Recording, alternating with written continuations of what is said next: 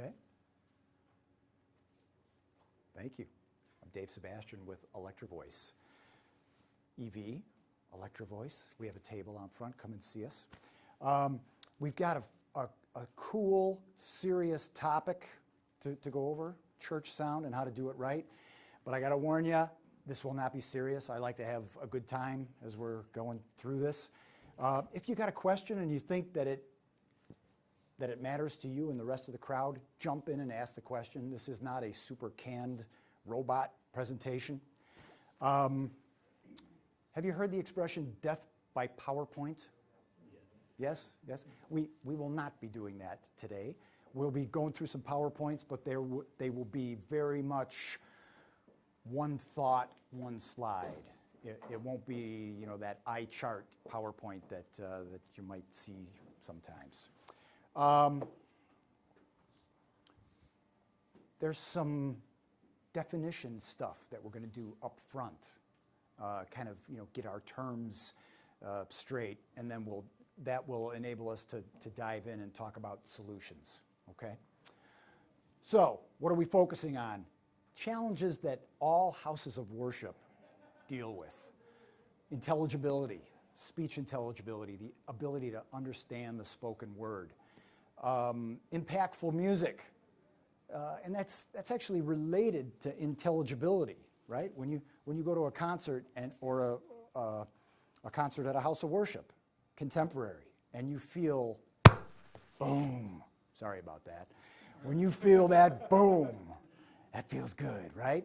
And that is focused, impactful bass.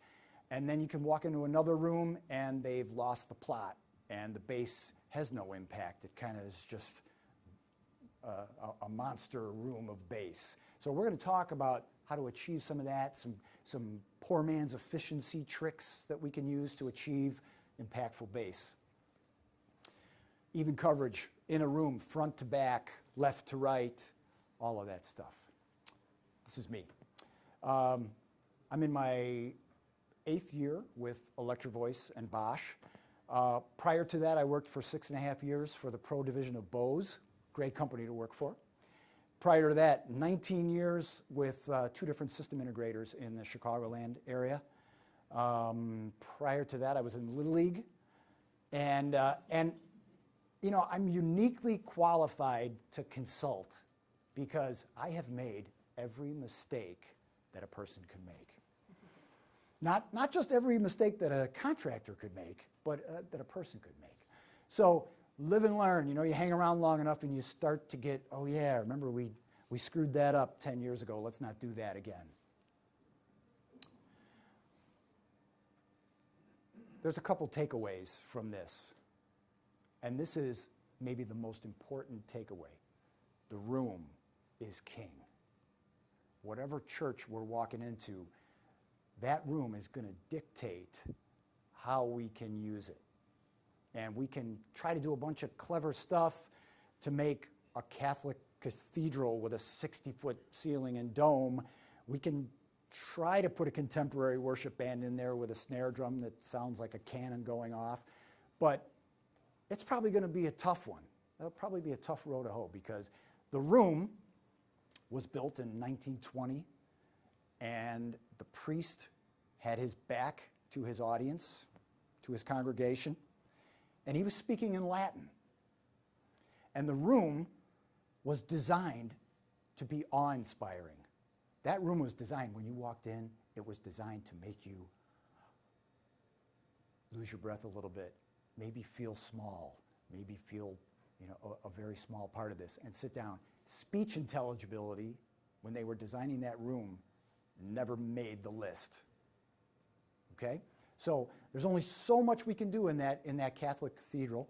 And we'll talk more about different uses for rooms as we go through this. But this is a big one. We've got to respect the room. It will tell us how loud we can get. It will tell us what we've got to do, what kind of approach we've got to take to make speech intelligible in that room, okay? The other important thing to remember is we can alter the room, and we don't have to ruin it aesthetically to do that. There's lots of There's a couple of key partners here at Full Compass that you can partner with to alter your space. You know, so you could take a highly reflective room and deaden it up a little bit. You don't have to ruin it. You can take it down in steps and fix the room. But we got to be aware of what's going on in that space. You cannot solve an acoustics problem electronically. Okay? So all the propeller heads in the world, all of the, yeah, let's go, let's design a sound system for this room. The customer wants to do contemporary worship. They want that kick drum to be 100 dB at front of house position. In the wrong room, everything, we can work on that all day long, and we're spinning our wheels because the room won't allow us to do it. Why won't the room allow us to do it? Well, a big part of it is reverb time. So as we're thinking about what's going on in our room, there's a couple of things that we can do. And this is a very interesting conversation to have over the telephone with a pastor, because it tells you where that pastor is coming from. You know, you could in the midst of your needs analysis, your conversation, Pastor, what's your RT60 time? And you're going to get one of two answers. Well, what is RT60? The other answer you could get is it's 1.8 seconds. It's 2.2 seconds. So you got to ask, Pastor, how do you know that? How do you know what RT60 means? So that, you know, as a sales guy, that tells you a bunch of things. Pastor's not new at this. You know, he's been around. I had a church in Grand Rapids, Michigan. Integrator brought me in to speak to the church, and the pastor came out of the back room with a Paul Reed Smith electric guitar on, playing. And coming through the system, he had a wireless pack on.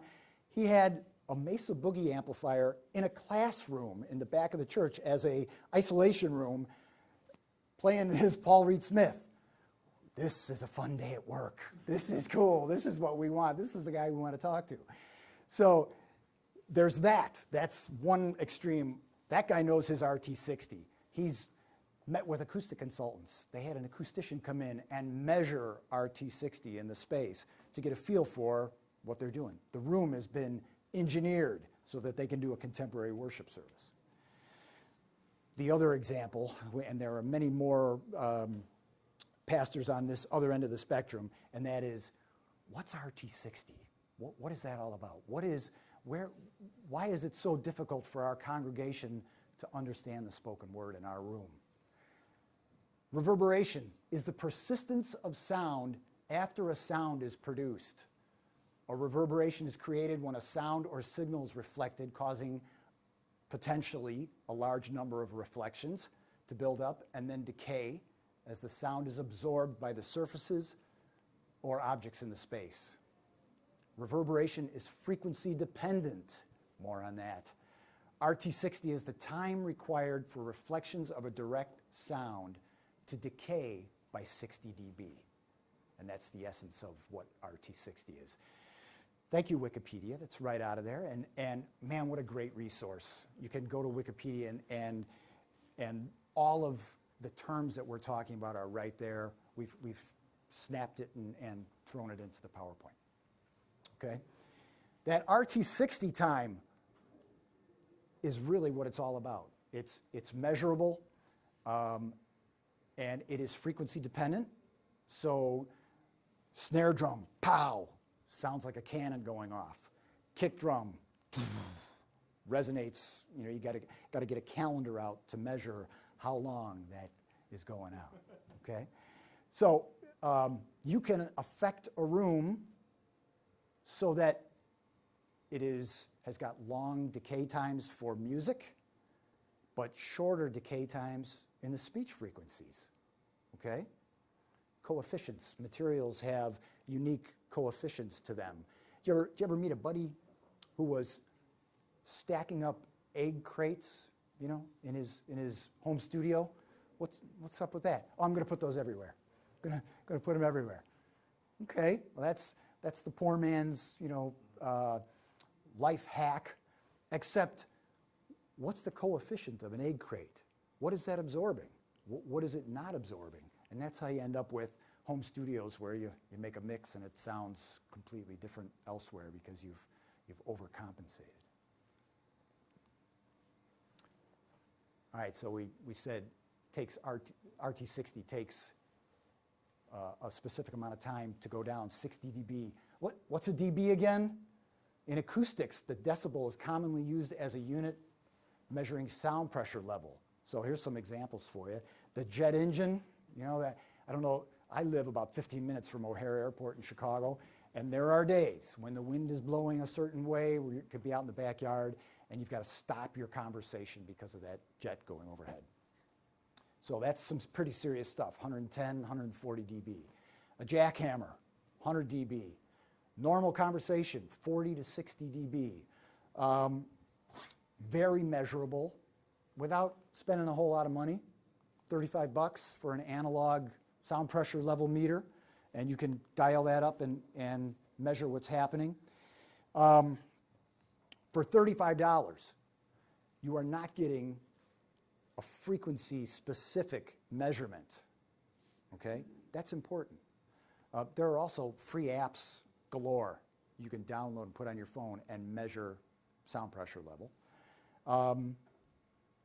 When you're doing this seriously, you know, if you guys were building a new room, you guys are building a new room, new worship center, right? And you wanted to measure sound pressure level. The ability to get specific in terms of frequency range, tremendous, you know, especially when you have, maybe there's a writer on a national act touring through the church community, and they want to come, and in that rider it says, we got to have 105 dB at the front of house mixer. We don't care what kind of PA you've got, but it's got to deliver 105 dB at the front of house. The first question we should be asking is, at what frequency? Because 105 dB at 100 hertz, you know, that kind of fundamental for a kick drum, that's good. Give it to me all day long. That's great, 105, I love it. 105 dB at 1K or 2K, okay, but my infant is not going to be in that room, and my dad is not going to want to be in that room. Okay, that'll tear your head off.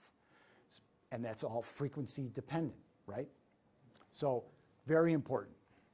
And this is where the point where I try to advance the slide with my sound pressure level meter. All right.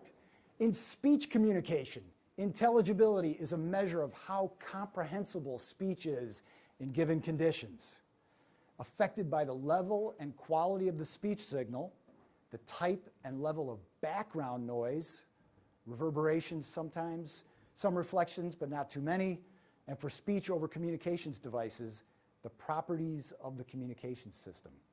Thank you, Wikipedia. So, intelligibility, background noise, huge. We've all been at the train station. You know, the train is coming in, they're trying to make an announcement. We're standing in very close proximity to that speaker, and yet we can hear it, but it's unintelligible. We can't tell what the instruction was.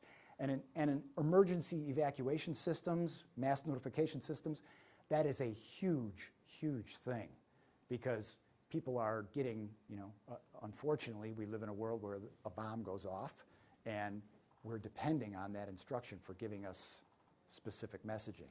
So that's a huge thing.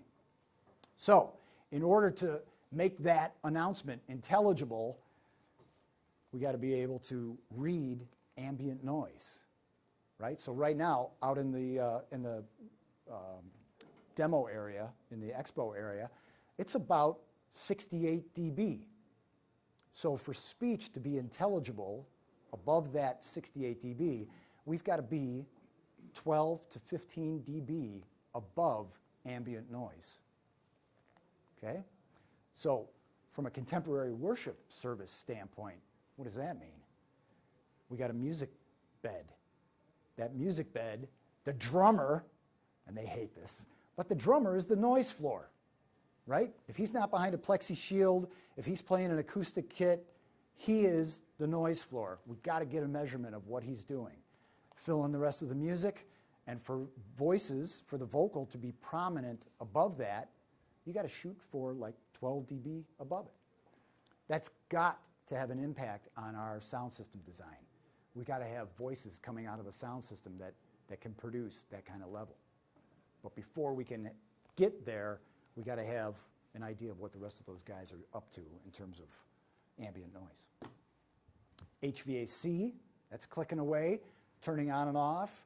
That can sometimes be a thing. Certainly in a room like this, that's a thing. There's all different kinds of things contributing to that. The choir director loves the room. Okay, we found this out just talking to the pastor. What are the complaints? Who loves the room? Who hates it? The choir director and the organist love the room. Okay, you've got a longer RT60, right? It's a 2.7 or greater room, right? Yeah, how did you know that? Because the choir director loves it. 12 people up on that choir stand sound like 30 people because the room is big, reverberant, and it's masking and enhancing vowel sounds and steady states, sustained levels, while masking stops, glides, transitions. The contemporary band director brings in his contemporary band. He hates it. He can't get articulate bass. The bass guitar starts playing and he just becomes one long sustained note. So there is absolutely a push-pull between those two types of worship.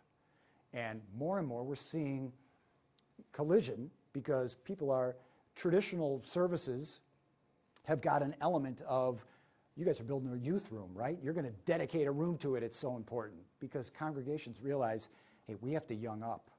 If we don't young up, 10 years from now, there might not be a congregation. There might not be a church. So very traditionally built rooms with long RT60s are struggling for ways to incorporate a contemporary band. It's very common. But they're at odds. $35, free app to measure sound pressure level. Easy. We can do that in an afternoon. We can go in and make those tests. Speech intelligibility is as measurable as sound pressure level. It's not a $35 device. It's more like a $3,500 device. You guys sell Go Line and Go Away on that kind of stuff? You sell those analyzers? I think so, yeah. Okay.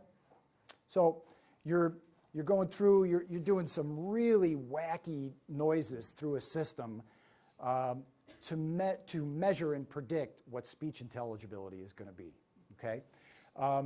These days, that train station, out of that speaker, it used to be that everybody got kind of accustomed to, it's loud, it's unintelligible.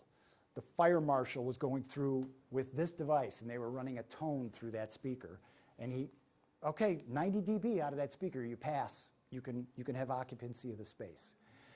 These days, that is advancing quickly, and those public spaces will not just be measuring with that device, they'll be measuring speech intelligibility according to the STI. And you've got to hit 0.5 to be able to have occupancy of that space. And that's proving that you can actually understand the spoken word. So it is measurable. And so you can get an idea as you're designing your room, predictive analysis. If somebody were to say, hey, I'll create an ease model for you and let's build your room. Okay, what can I expect? So what we do in Support of Full Compass is we'll create an ease model and we'll give you a predictable reading for sound pressure level, we'll give you coverage plots, and that'll give you an idea for, okay, we're on access, and 30 feet away you can count on it being 96 dB. And as you get off access from that speaker, we need to be plus or minus 3 dB for it to be an accurate, good reading, and or else we need to add a secondary speaker. Okay? What we don't do as part of a everyday support is that intensive speech prediction. That's why acoustic consultants exist and thrive. That's the value that they bring is all of that kind of prediction. Okay? And I guess we're sending a prune cake to Wikipedia.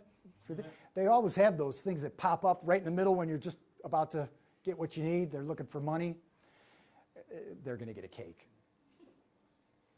All right, the king has final say. Tells us how loud we can get. The room points us in technology direction. And this is important, like our hat. I'm not going to put this on because of the videotape. I'll put it on for you later after the tape is done right. One size never fits all.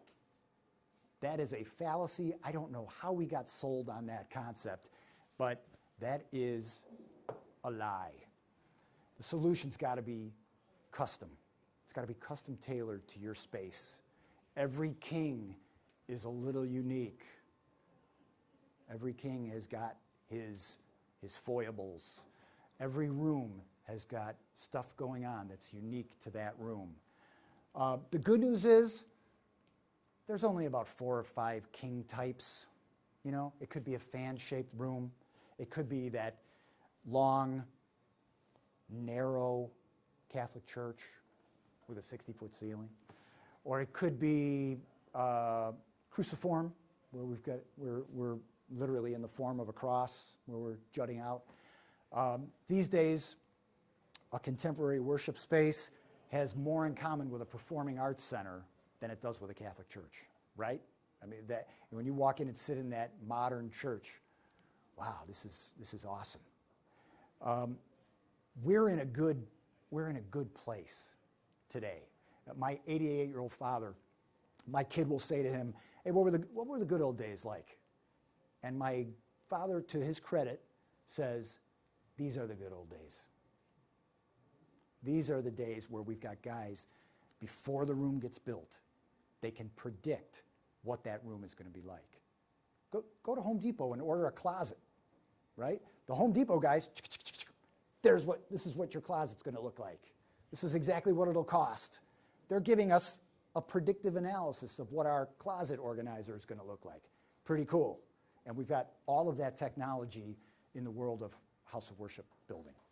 Okay? And that's why so many contemporary rooms are great and the music is so impactful. In that room, we're slicing it up. Every sound system starts with one speaker. Wouldn't it be great if we had one device we could just center above the altar and cover the entire space with that one speaker? There are rooms that are that way, you know, peak ceiling, hang one cabinet, you know, not unlike that, and address everybody, and it does a great job. Typically, you know, that room would be no more than 40 feet deep to the last seat, because after that, sound starts to dissipate quickly. That room is probably only 30 feet wide. And of course, that doesn't work for everybody, right? We got congregations where they get 1,500 people in for every service. But what I try to do in my design work is start there and make the king make me add a second speaker. You know, and why are we doing that? Why are we so conservative? Reflections. Because when we add that second and third speaker to do maybe a cluster so that we can do that whole width of the room, each one of those speakers is creating its own set of reflections, okay? And things get really complex as you start adding more devices, okay? One important lesson that I learned in the recording studio was, let's mic up this drum kit and let's put 4 mics on this kit, 5 microphones on this kit. There's a famous producer, Glenn Johns, who's done Led Zeppelin, the Eagles, the Beatles, the Who. Okay, so this guy, pretty good reputation, right? Pretty good track record. And in his book, he details, here's how I mic up a drum kit, 4 microphones. And the reason is, a mic, of course, a microphone is the opposite of a speaker, but it's as complex. And the more microphones you add to that drum kit, the more chance of them interacting together and both picking up the same thing, creating phase anomalies, that kind of thing. So the fewer microphones, the cleaner things are going to be. Okay? That's philosophical. If the dude from Rush walked in right now, he might say, "Oh, no, we need 25 microphones on the drum kit. But less is more, maybe. Except when more is more, right, Neil? You know, the Rush guy. All right, so how are we slicing up the pie? On the horizontal plane, on the vertical plane, and this is a good time to talk about cue and directivity, okay? I mentioned that I worked for Bose for 6 years. It's a very good company to work for. All right, so why leave? To be honest with you, I felt constrained by the niche. They have a design philosophy. Most of their speakers, not all, but a vast majority of them, are low Q. Okay, their idea, their concept is, let's hang one speaker from the ceiling and let it be broad, and we'll cover everything from that single speaker. Okay, in the right room, that's got real validity to it, makes a lot of sense. Okay, what do I do if I'm in a reverberant room and I need more than one speaker? Things start to interact when the Q is very low. Okay, so that means we're opened up. Could be 120 degrees on the horizontal. Could be 80 degrees on the vertical. So what we're ending up doing is we're banging off those hard surfaces like the ceiling or the walls, and we're inviting the room to reflect. Okay, so all of that reflection creates more reverb, creates a difficulty with intelligibility. So one of the things, and this is the only Electro-Voice commercial I'll make, one of the things that attracted me to Electro-Voice is a million different speakers. You can go to our website and scroll and scroll and scroll. And what it's all about is horn pattern options. The ability to get a low Q. Here's a device that'll go 120 by 90 or 120 by 60. Here's a 90 by 90, or more importantly, for what we're talking about, here's a 40 degree by 30 degree pattern.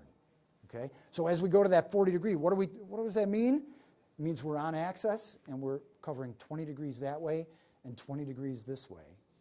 And anywhere in between there, we can take a reading with our sound pressure level meter and we'll be plus or minus 3 dB. And if we step out of that pattern, we quickly step out of the pattern and we're now at minus 10 dB, beyond. Okay? So that was one of the things that attracted me to EV was, what if you had a tool bag? Did you ever see that thing where they reach their hand in the bag and they just start pulling stuff out? It's like the magic tool bag. They're able to pull everything out. That's kind of the way this company is. There is a limitless supply of tools, and that's one of the things that attracted me to the approach. Clusters. All right, so we've got that single speaker. All right, now we've determined the room is too wide. What are we going to do? We've got a coverage. We've got this horizontal plane, and we have to slice up our pie horizontally.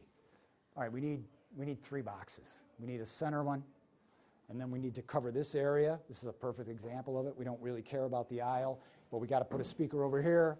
We got to put a speaker over here, and if we were magic, we'd add on, boom, put a speaker over there.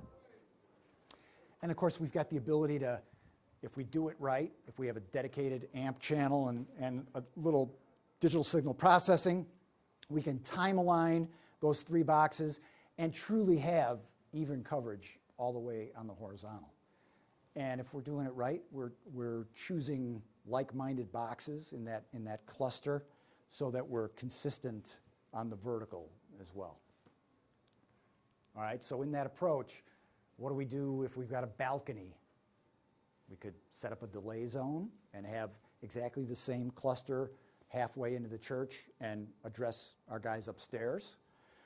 Or if we had to go from that center point cluster, we could essentially set up a set of speakers to throw out and hit the balcony from the front of the room, and then have another set of speakers pointed down towards the front of our congregation.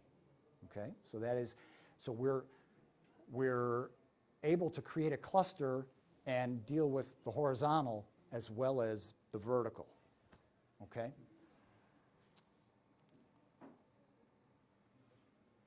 And that type of technology, that very traditional solution, leads us into line arrays, because that's what a line array is all about, is like-minded devices, 12-inch speaker, 12-inch, 12-inch, 12-inch, 12-inch, stacked up into an array. And each one of those devices has got a very narrow vertical dispersion. We make a box that's got a 6-degree vertical dispersion. So think about lighting for a second. You can have a floodlight, power it up, and it powers up this entire room. Or you could have a task light, and we could have a light above you, boom, bright enough and concentrated enough that you could pull out a piece of paper and light it up. Okay?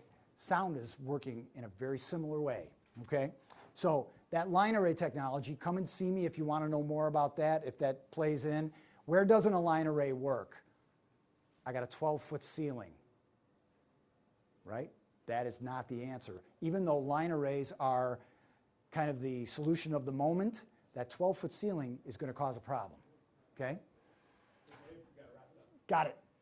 Bass circuits. Come and talk to me about bass. There's lots of things that we can do for poor man's efficiency to create impactful bass without spending a ton of dough. And a lot of it is treating the room and taking the right approach. How much does 3 dB cost? What do we got to do to increase our output by 3 dB? Double our power. So we got to find lots of ways to be clever and impactful bass without breaking the bank. Value engineering. There is a point where you are beyond saving money. You are actually altering the integrity of the design. And once you've gone down that path, you are no longer value engineering. You're just making it cheaper. So be careful there, all right? Got to do our needs analysis. You can do it yourself. You can bring a pro in to do it, or that can be collaborative. And I'm out of time, so I'm done. Thank you. Hope it was worthwhile. I'm here today. I'm here tomorrow, and standing at my table with free stuff, and happy to talk. Thank you. Thank you. Thank you. Thank you. Thank you. Thanks for coming.